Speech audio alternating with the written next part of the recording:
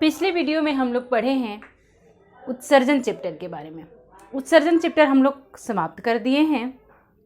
उत्सर्जन में हम लोगों ने पादपों में उत्सर्जन, जंतुओं में उत्सर्जन, सारे चीज़ों को हम लोगों ने पढ़ा है ना। और आज हम लोग पढ़ेंगे नियंत्रण एवं समन्वय, यानी कि किसी चीज़ का, जैसे हम लोग चल रहे हैं तो चलने का नियंत्रण कैसे होता है, बोल रहे हैं बोलने का भी एक नियंत्रण है, सांस ले, मैंने हर एक चीज़ों का नियंत्रण कैसे होता है। तो हम लोगों में तो एक अंगतंत्र है, कर बहुत सारे ये तंत्रिका तंत्र है, बहुत सारे अंगतंत्र है, जिसकी वजह से हम लोग इसका कंट्रोल कर पाते हैं और नियंत्रित करते हैं। लेकिन पौधों में इस प्रकार की कुछ तंत्रिकाएं, कोशिकाएं नहीं होती है ना। तो वो कैसे अपने आप को नियंत्रण करते हैं, किस तरह इस प्रक्रिया को वो पूरी करते हैं, तो आज हम लोग उसी के बारे में पढ़ेंगे, यानी पौधों में नियंत्रण एवं समन्वय कैसे होता है ना।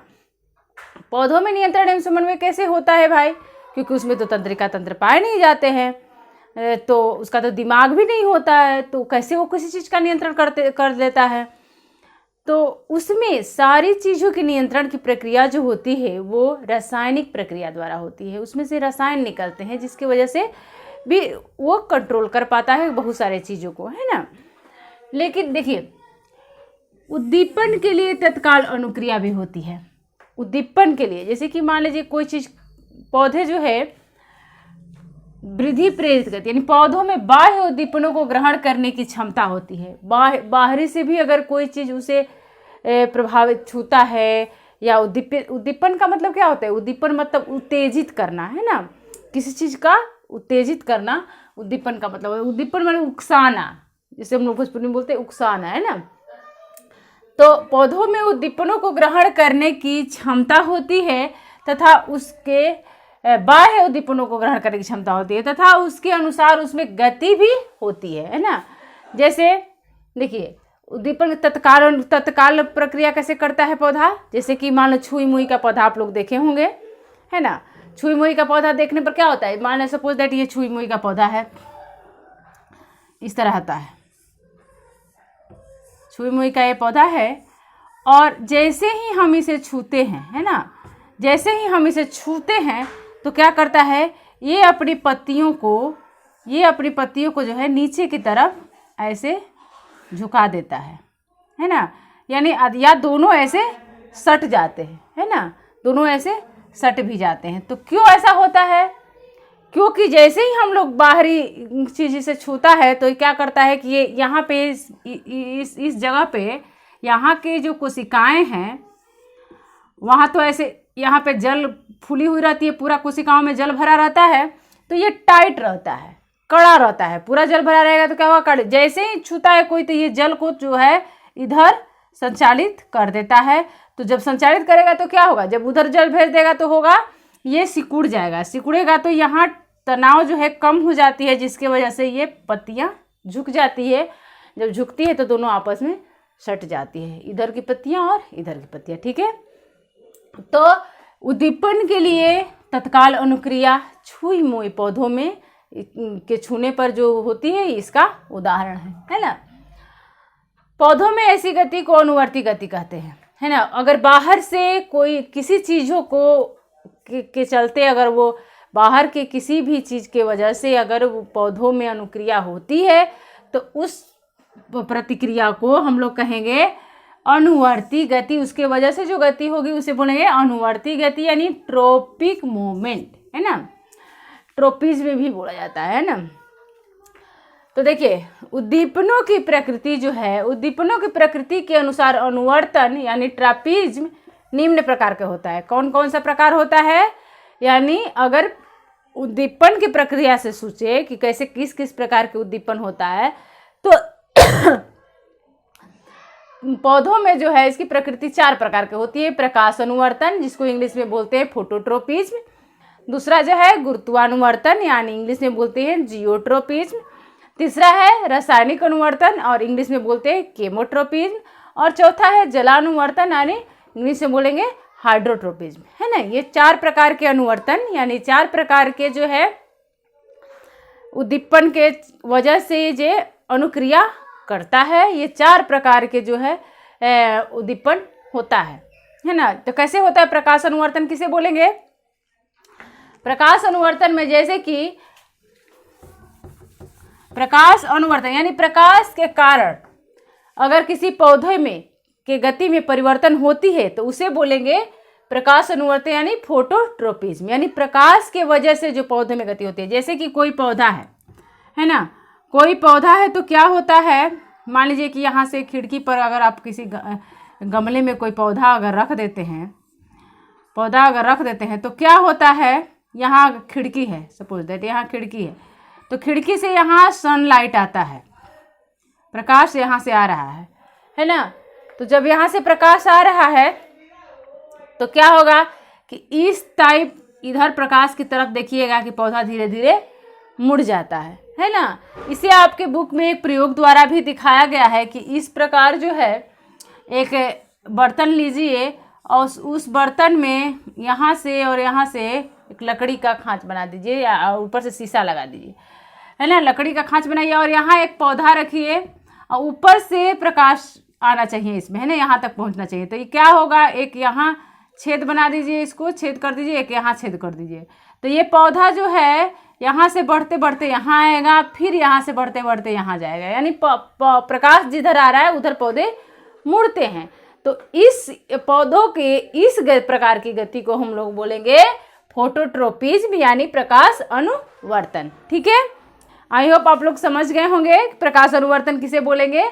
आइए अब हम लोग देखते हैं गुरुत्वानुवर्तन के बारे में, यानी जियोट्रोपिज्म के बारे में, है ना। जियोट्रोपिज्म किसे कहते हैं? गुरुत्व के बारे में आप लोग जानते ही होंगे, गुरुत्व किसे कहते हैं, यानी कि पौधे धरती के गुरुत्वाकर्षण के वजह से अगर पौधों में कोई गति होती है तो उसे बोलेंगे गुरुत्वानुवर्तन। जैसे कि मान लीजिए कि गमला है ना, गमले में कोई पौधा अगर आप लगाते हैं, गमले में अगर कोई पौधा लगा रहे हैं आप, अगर कोई पौधा मान लीजिए सपोज दैट कोई पौधा आप लगाए हैं गमले में, कुछ दिन के लिए इसे उलट दीजिए, ऐसे इस पौधा को कर दीजिए तो पता चलेगा कि ये पौधा ऐसे ऊपर की तरफ मुड़ गया, है ना, ऐसे हो गया। यानी कि नीचे तो गुरुत्वाकर्षण इसको खींच रहा है, तो ये गुरुत्वाकर्षण जब इसे खींच रहा है नीचे की तरफ तो तना जो इसके जो है वो पौधों के तना जो है गुरुत्वाकर्षण के विपरीत गति करते हैं, है ना। और यहीं पर देखेंगे कि जड़ जो है इधर की तरफ मुड़ेगा। जड़ जो है पृथ्वी के गुरुत्वाकर्षण की दिशा में गति करता है, लेकिन तना जो है उसके विपरीत गति करता है। इस प्रकार की गति को हम लोग बोलते हैं गुरुत्वानुवर्तन यानी जियोट्रोपिज्म। ठीक है, पहला हो गया, ये दूसरा भी हो गया। तीसरा है केमोट्रोपिज्म यानी रासायनिक अनुवर्तन। रासायनिक अनुवर्तन माने रसायन के यानी पौधों में जो हार्मोन्स निकलते हैं, जो रासायनिक पदार्थ निकलते हैं, उसके वजह से जो गति होती है उसको बोलते हैं केमोट्रोपिज्म यानी रासायनिक अनुवर्तन। तो पौधों में जो है कितने प्रकार के रसायन निकलते हैं, ये पौधों के हार्मोन्स में अभी हम लोग तुरंत जानेंगे, पहले इसको जानते हैं। जलानुवर्तन यानी हाइड्रोट्रोपिज्म। जलानुवर्तन किसे कहेंगे, यानी पौधों में पानी के वजह से, पानी के दिशा में या पानी के वजह से जिस पौधों में जो गति होती है उसे बोलेंगे जलानुवर्तन, है ना। जैसे कि मान लीजिए कि कहीं कहीं देखे होंगे यहाँ पौधा लगा हुआ है बहुत दूर तक, यहाँ बहुत बड़ा पेड़ है सपोज दैट, और यहाँ पर पानी है ना।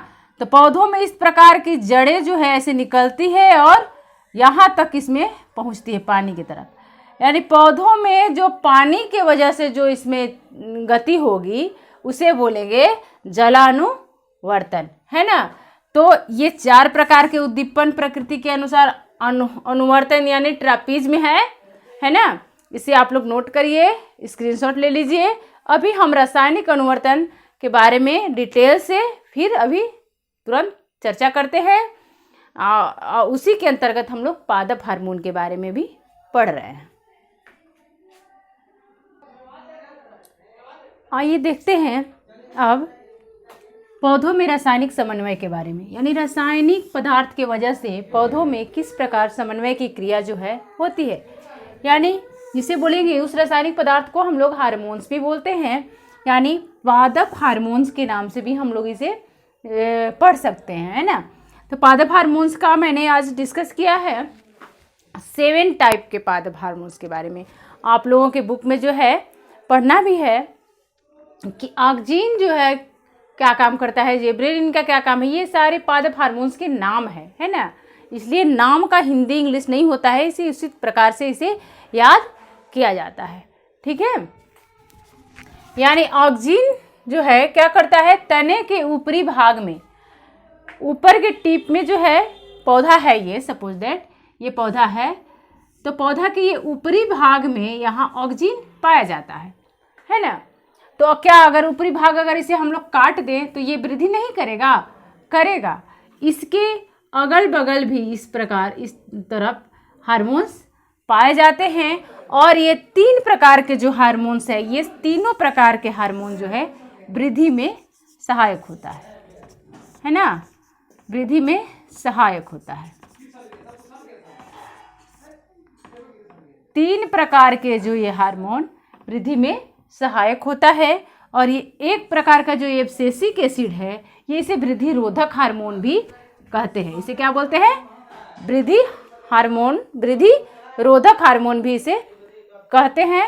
यानी पत्तियों को गिराने का भी ये कार्य करता है, एब्सिसिक एसिड, है ना। इसलिए इसे तनाव हार्मोन भी कहा जाता है, इसे तनाव हार्मोन्स भी कहा जाता है। जिबरेलिन का क्या काम है भाई, मेन काम देखिए, ये तो मुख्यतः तीनों का काम है, वृद्धि पौधों में वृद्धि करना, लेकिन इसके कुछ पर्टिकुलर काम है, जैसे जो एक विशेष कार्य के लिए ही वो जाना जाता है, जो आपके बुक में लिखा हुआ है, इसलिए उसे याद ही कर लेना है ना। ऑब्जेक्टिव में वगैरह में क्वेश्चन में ये पूछ देता है कि जैसे कि अंकुरण, पौधों के जो है बीजों के अंकुरण में कौन से हार्मोन सहायक होंगे, तो ये लिखिएगा आप जिब्रेलिन्स, ठीक है। या तने की वृद्धि में कौन सहायक होगा, ऐसे वृद्धि हार्मोन्स तो तीनों है, लेकिन तने की वृद्धि में कौन सा सहायक होगा, तो वो जिब्रेलिन सहायक होगा, है ना। जिब्रेलिन हार्मोन्स जो है तने के वृद्धि में सहायक होगा। देखिए साइटोकाइनिन, साइटो मतलब होता है कोशिका, साइटो में है ना, साइटोकाइनिन यानी कोशिका विभाजन में, कोशिका का जो विभाजन होता है उसमें कौन सा हार्मोन्स काम करता है, साइटोकाइनिन, है ना। और अब देखते हैं हम लोग नेक्स्ट एब्सिसिक एसिड, इसे ABA के रूप में भी ऐसे लिखा रहता है। ये सीधे ये तीनों का उल्टा ये काम करता है, इसीलिए इसे वृद्धि रोधक हार्मोन्स बोलते हैं। आप पूछ देगा कि अगर पत्तियों के झड़ने की क्रिया कौन ज़्यादा तेज कर देता है, तो आप लिखिएगा कि एब्सिसिक एसिड, है ना। एथिलीन तो ये मुख्य रूप से फल को पकाने में, यानी जब फल पकता है, जब नेचुरल ढंग से जब फल पकने लगता है, तो वहाँ कौन सा आता है हार्मोन्स निकलता है, एथिलीन हार्मोन्स निकलता है ना। एथिलीन हार्मोन्स निकलेगा तब फल पकेगा और फल में मीठापन बढ़ जाता है। फ्लोरिजेन जो है, फ्लोरिजेन से जो हार्मोन्स होता है, ये फूल को खिलाने में सहायता करता है, यानी फूल जो है, फ्लावर्स जो है, वो किस हार्मोन्स के कारण खिलते हैं, फ्लोरिजेंस हार्मोन्स के कारण। इसे भी याद रखिएगा, F से फ्लावर, F से फ्लोरिजेंस, है ना।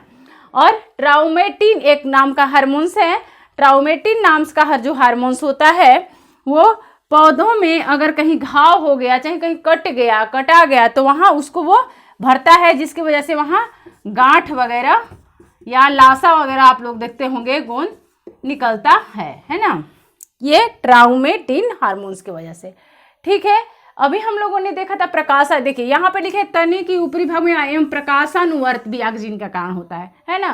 तो उसे भी हम लोग थोड़ा सा समझ लेते हैं कि प्रकाशानुवर्त में किस प्रकार के से सहायता प्रदान करता है ना।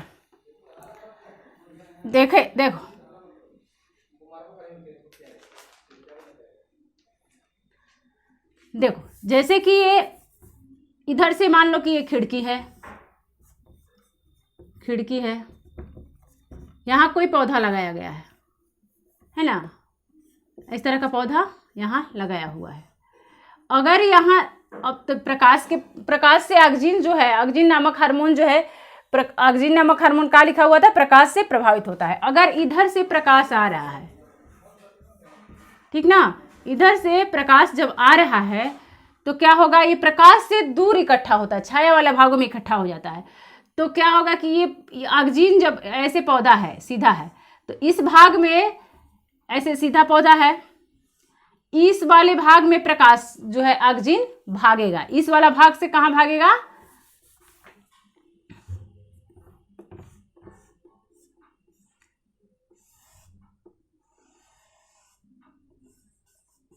ये पौधा है, ठीक है, उधर से प्रकाश आ रही है, इस वाले भाग में पड़ रहा है, तो ये इस वाले भाग में ऑक्सीजन जो है इकट्ठा हो जाएगा, ऑक्सीजन का जमाव इधर ज़्यादा हो जाएगा, है ना। तो इधर की जो है वृद्धि करेगी, इधर का वृद्धि ज़्यादा करेगा और इधर का कम करेगा, है ना। जब इधर का कम करेगा और इधर का ज़्यादा करेगा तो ये पौधा जो है ऐसे मुड़ जाएगा, है ना, ऐसे मुड़ जाता है। इसी वजह से पौधे जो है प्रकाश की तरफ मुड़ जाते हैं। किसकी वजह से, ऑक्सीजन हार्मोन्स की वजह से पौधे प्रकाश की तरफ मुड़ जाते हैं।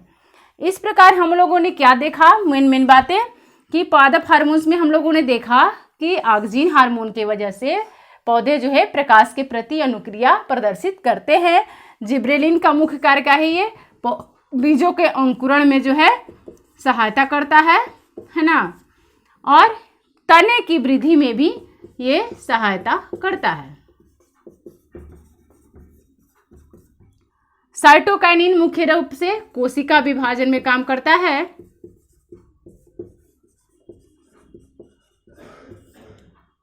और ये तीनों जो है किसी न किसी रूप में वृद्धि कर रहा है पौधों का, है ना। लेकिन ये इसका एब्सिसिक एसिड जो है इस तीनों का उल्टा काम करता है। इसे कहीं कहीं किताबों में ABA के रूप में भी लिखा रहता है। इसे वृद्धिरोधक हार्मोन्स भी बोलते हैं। पत्तियों के झड़ने की प्रक्रिया को ये तेज करता है। इसे तनाव हार्मोन्स भी बोला जाता है। एथिलीन के कारण पौधे में जो फल लगे होते हैं वो पकते हैं। एथिलीन के कारण पौधे में के फल जो है पकते हैं, और फ्लोरेजिन्स के वजह से, F से फ्लोरेजिन और F से फ्लावर, यानी फ्लोरेजिन के वजह से जो है फूल फूल जो है खिलने में फ्लोरेजिन्स क्या करता है, सहायता प्रदान करता है। ट्राउमेटिन जो है घाव को भरने में, पौधे में जो घाव उत्पन्न हो जाते हैं, पौधे में कहीं कट गया तो वहाँ जो है भरने के लिए पौधे में कहीं कहीं इस तरह गांठ की तरह लग जाता है, या लाशा वगैरह निकलता रहता है, गूंद वगैरह, तो वो ट्राउमेटिन हार्मोन्स की वजह से होता है। मेन 10th क्लास में आप लोगों को ज़्यादा एग्जाम्स में ऑक्सीजन, जिब्रेलिन, साइटोनिन और एब्सिसिक एसिड और एथिलीन, ये 5 हार्मोन्स ही पूछे जाते हैं, है ना। ऑब्जेक्टिव्स में इससे क्वेश्चन दे देता है, और कहीं कहीं ये भी क्वेश्चन देता है कि कौन सा हार्मोन्स जो है, किस हार्मोन्स को वृद्धिरोधक हार्मोन्स बोलते हैं, तो एब्सिसिक एसिड, है ना। और तनाव हार्मोन किसे कहते हैं, तो एब्सिसिक एसिड को, है ना। फल को पकने में कौन सा सहायता प्रदान करता है, तो एथिलीन करता है। कोशिका विभाजन में कौन सहायता करता है, तो साइटोकाइनिन, है ना। और बीजों के अंकुरण में कौन सा करता है, तो जिब्रेलिन्स। और पौधों के ऊपरी भाग यानी टिप में कौन से हार्मोन्स पाए जाते हैं, तो वो ऑक्सीजन, है ना। तो इस प्रकार हम लोगों ने पौधों में नियंत्रण एवं समन्वय के बारे में जाना, यानी पौधे के फोटोट्रेपिज्म के बारे में, जियोट्रेपिज्म के बारे में, यानी प्रकाशानुवर्त, गुरुत्वाकर्षण के कारण जो पौधों में परिवर्तन होते हैं उसके गति में, वृद्धि में, है ना। जल के कारण जो पौधे में परिवर्तन होते हैं, छूने से जो पौधों में के गति में परिवर्तन होते हैं, इसके बारे में हम लोगों ने आज जाना, है ना। अब नेक्स्ट वीडियो में हम लोग पढ़ेंगे नियंत्रण एवं समन्वय के अगला वीडियो पार्ट 2 पढ़ेंगे हम लोग, जिसमें हम लोग पढ़ेंगे जंतुओं में नियंत्रण एवं समन्वय किस प्रकार से होता है ना। ठीक है, मिलते हैं अगले वीडियो में।